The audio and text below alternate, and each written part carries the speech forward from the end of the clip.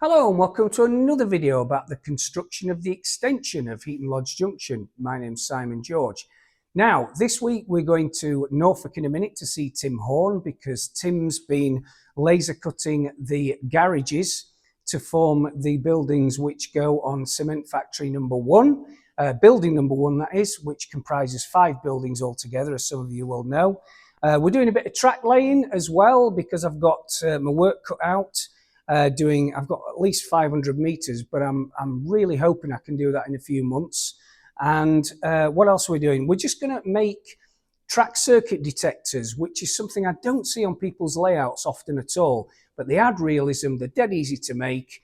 And so I'm going to show you today how to make them. So keep watching.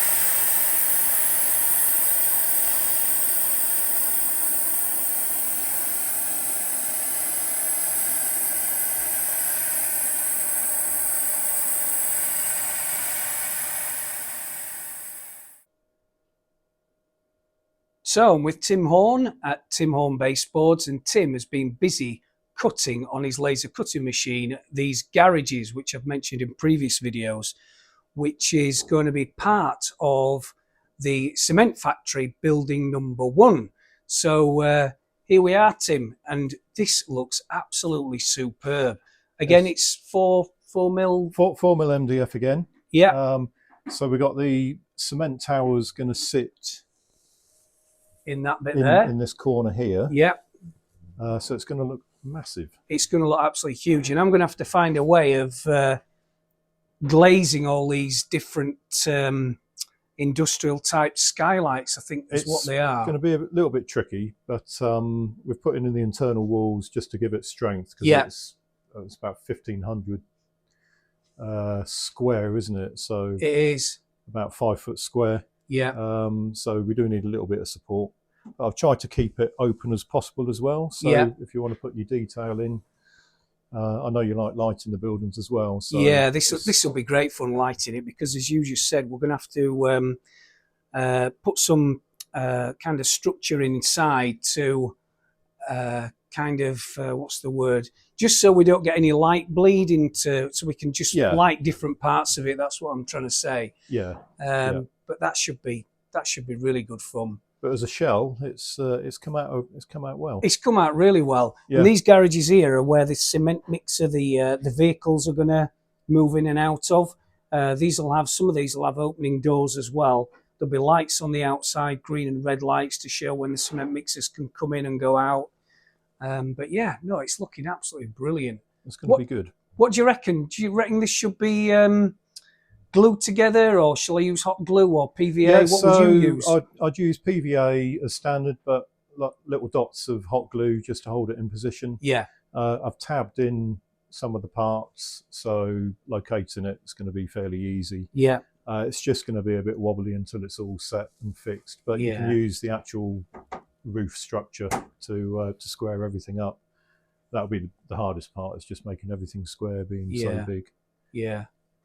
Everything is big, isn't it? Everything is huge. It's all right doing it on a graph paper, but then when you actually laser cut it, it's just huge, isn't it? It's handy having the 5 foot by 8 foot laser machine. Yeah. Bed size. So. Yeah, definitely. Yeah. Oh, that's great. Right, well, we'll get this in the back of the car and let's see it set up back at base. Cheers, Tim. Thank you.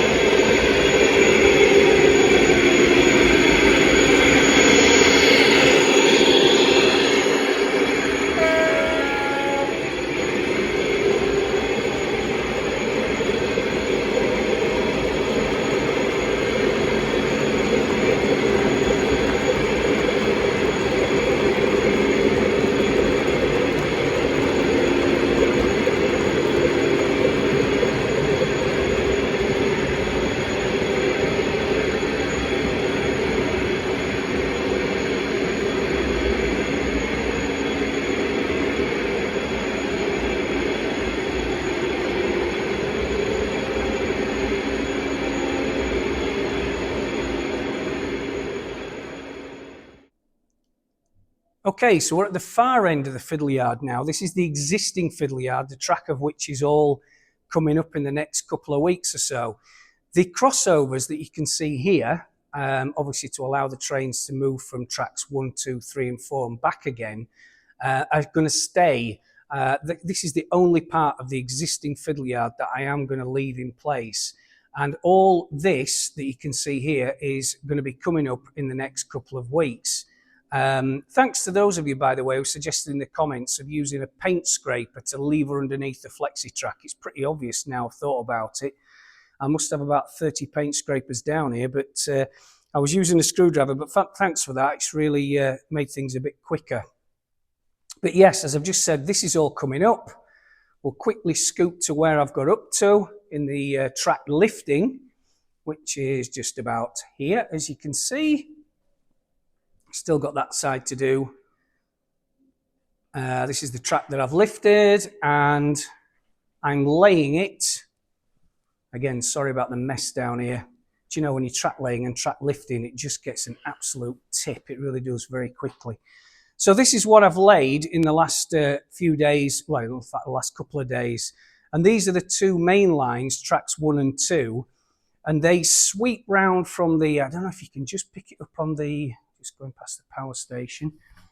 The station building is right in the distance on the curve. The two inner tracks come sweeping round here past these HAA wagons, and then they start moving out on a 40-foot radius curve past that cement mixer just down here. The reason they move out is because at Healy Mills the tracks were rarely straight, and this gap here where the graph paper is going to be filled with an embankment into which a bespoke admin building is going to be built, which is going to be for the staff to look over the whole of the marshalling yard, very much like Healy Mills. The actual motive power depot, as we've said in previous videos, is right down on the left-hand side, out in the distance. And once Steve Smith at Railway Laser Lines has finished that, we'll be looking at that in a lot more detail. But yeah, I really enjoy laying the track when I know there's going to be scenery actually in it, because as most of you will know, I love doing the scenery. I love doing the detailing. And to that end, I really enjoy laying this track because I know it's going to be seen. It's unlike when I did the first fiddle yard, which we've just seen the track of, which I've still got a lift right down there. I hated every minute of it because it was just mind-numbingly boring.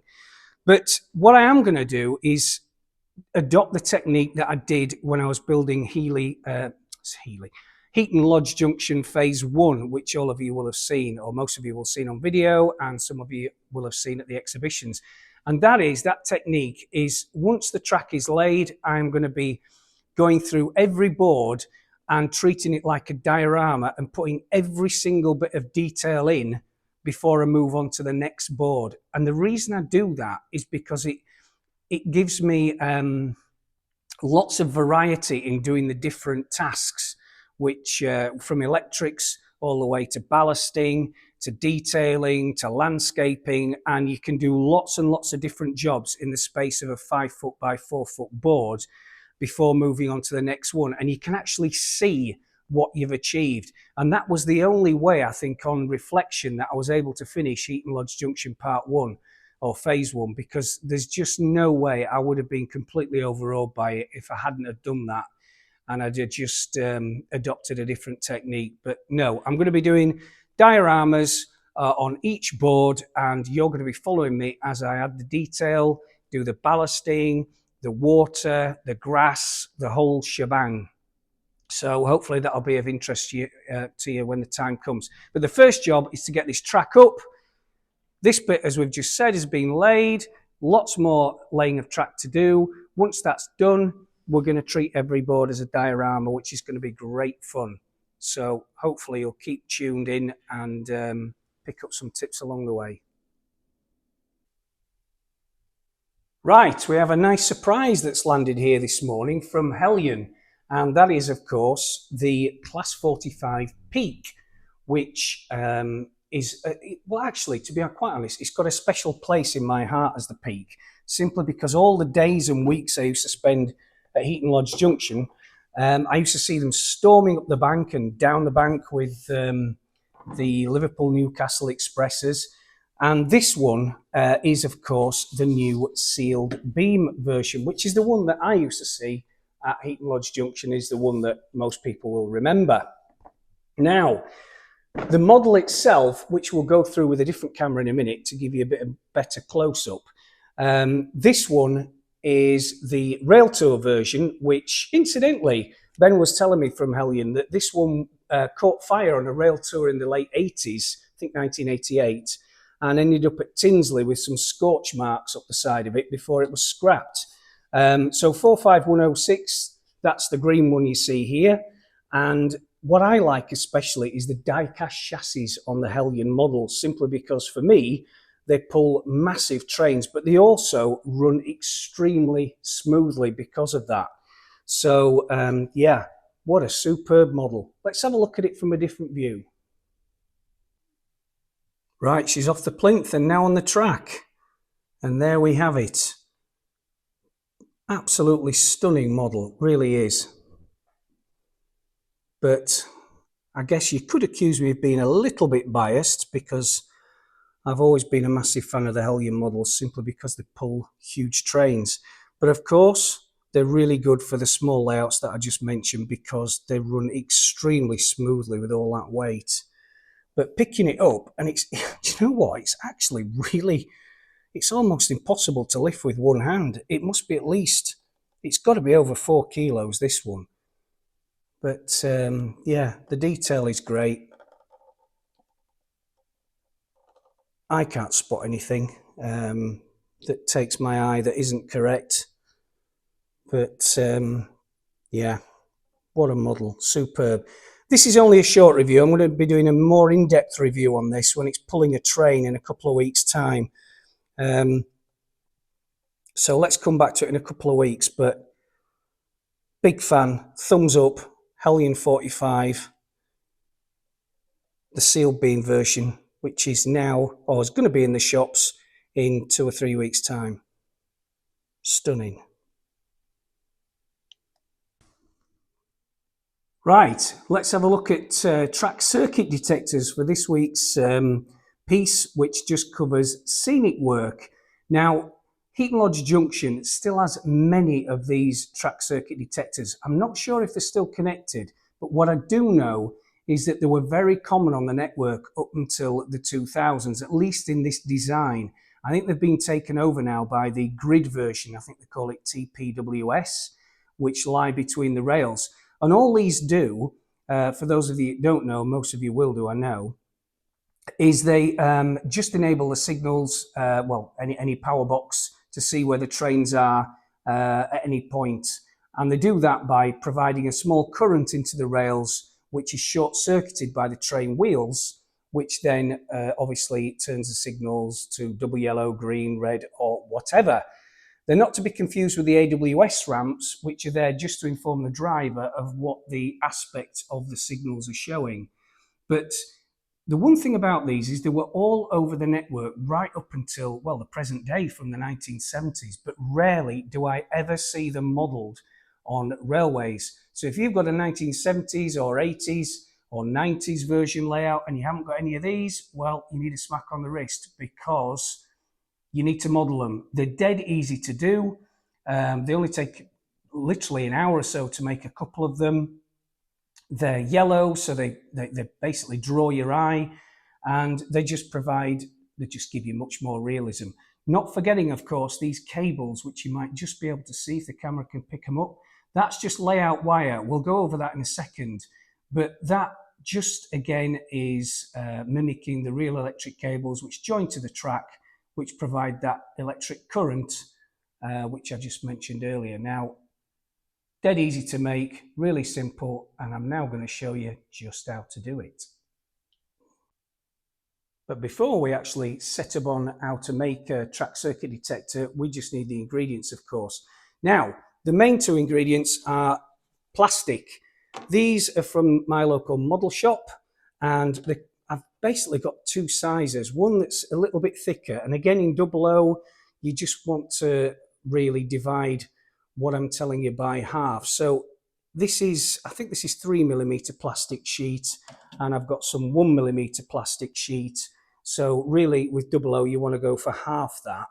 And you need those two thicknesses just to make the two thicknesses of the two kind of, they're not lenses, but the plastic sides of the track circuit detectors. So just two bits of plastic sheet. That one was £2.50. That one was £1.50 just from your local model shop. Other thing, just to make the stand on which the track circuit detectors rest, is just some rod. This is, of course, evergreen scale models, and it's just the square. In O gauge, you'd probably use 164, which I am. And again, that's just the, you can't actually see it because I've buried it in the ballast there, but they just rest on the stands which these connect to. We need some yellow paint, obviously. Some dirty black paint would be good if you've got some, but if not, then just use some weathering powder, and that's just to this is granite grey weathering powder, and we're just using that just to dumb down the yellow of the track circuit detectors, and of course of the cables or the layout wire that runs underneath, which obviously represents the electric cable. We need some primer just to paint the plastic before we paint it yellow. Tools wise, we just need a scalpel, and what else do we need? That's just about it really. I don't know what I've done with the layout wire. I did have some here a minute ago, but we do need, here it is. Hang on. We just need a little bit of black layout wire like that too. So that's all we need to make a couple of track circuit, well, a lot more than a couple of track circuit detectors. Right, the first job is just to take our two pieces of card, and on the thicker one, just draw some 1 centimetre squares, as I've done here, just with a ruler, steel ruler. And then on the thinner one, you just want to draw some 8mm squares like so. Now, I've just gone and cut with actually some scissors, not a scalpel. It's easier with a strong pair of scissors like so. And I've just cut out 4 squares. That's the thicker card, and this is the thinner one. And then all we're going to do, it's so simple, we're just going to glue these on top of each other. And incidentally, I've missed from the ingredients, we need some super glue, and we could really do with this super glue accelerant. It just makes life so much easier because it means that the super glue, when you dab it on, it instantly adheres, whereas if you don't have it, it just takes, I don't know, 10-15 seconds or so. And you have to hold it. So there we go. Just first job, just cut out the squares that we need. Let's go on to the second. So I'm just going to put a little dab of super glue in the middle of the bigger square. Oh, that's not a little dab. That's a bit too much. I'm going to spray it with my accelerant first, and then put the other smaller square in the middle like so. That will automatically stick very quickly. It doesn't matter if they're a little bit skew with, because believe me, I went down to Heaton Lodge so many times to have a closer look at these, and they really do look a bit dilapidated.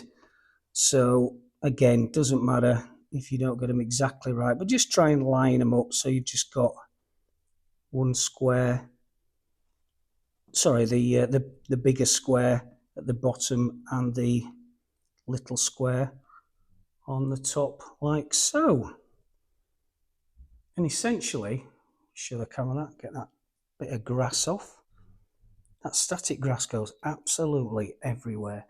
Yeah, so that's the finished product. And then all we're going to do next is we're going to attach a bit of layout wire to form the electric cable, and we're going to make the stand. So here we go.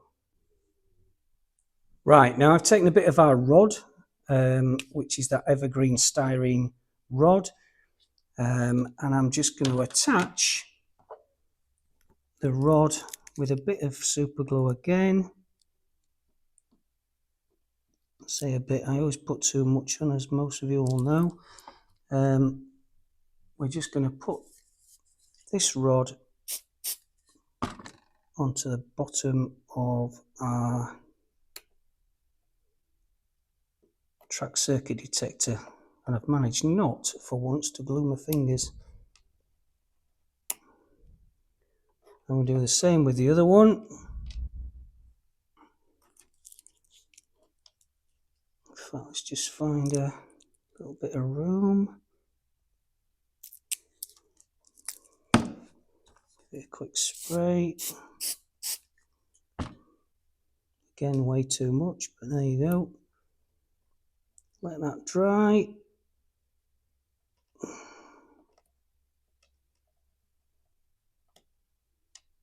Right, so we've got 2 track circuit detectors there, and then all we're going to do next is just glue. We're just going to do this with one of them. Just going to put a dab of super glue on the end of electric cable number 1, which is our layout wire. Again, a bit of our accelerant. And then we're going to do the same with the other one. Oops. Stick that on there.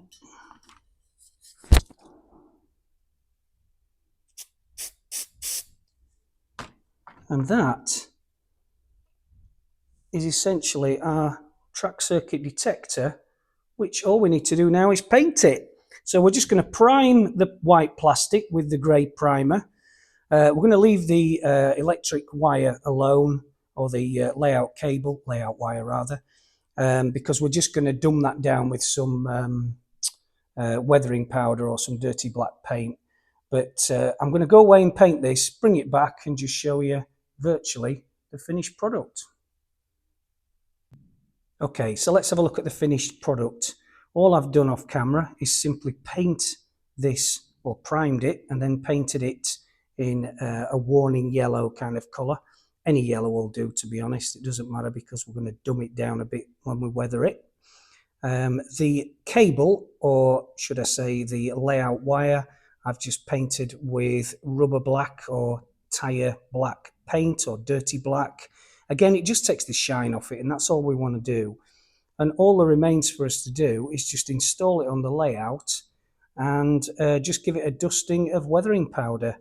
And then we have one track circuit detector. These, incidentally, were often back to back. They are at Heaton Lodge. I'm not sure, the signalman amongst you will be able to tell me, but these were often back to back. So there was 2 together facing each other, but often I've seen them 2 in singles as well. So get them installed on your layout and just enhance a bit of, just make it a bit more realistic. Okay, so we've jumped to another part of the layout at Heaton Lodge Junction, namely the tunnel mouths, which I really enjoyed detailing. I'm digressing off track circuit detectors just for a minute, just to show you that, if I can get my hand down here, the detail which I kind of built into this aspect of the layout. You can see the banner repeater signal just there, the old cabinet, which I made out of scrap brass. But I love this bit of the layout. I don't know why. There was red brick inside the tunnel mouth and blue engineering brick outside, which is quite unusual. The concrete fence is scratch built too. And of course, there's the graffiti at the bottom, pile of bricks, the drain pipes and everything else. So anyway, just digressing, of course. But let's just go back to the track circuit detector, of which there are 4, I think, yes, just here. And this is the one we've just done. So what we're going to do, I'm not going to do this on camera because it's going to take too much time, but I think you get the point. What I would do is just drill a very small hole into your baseboard or into the ballast itself and just plug it in there. You might need a little touch of super glue.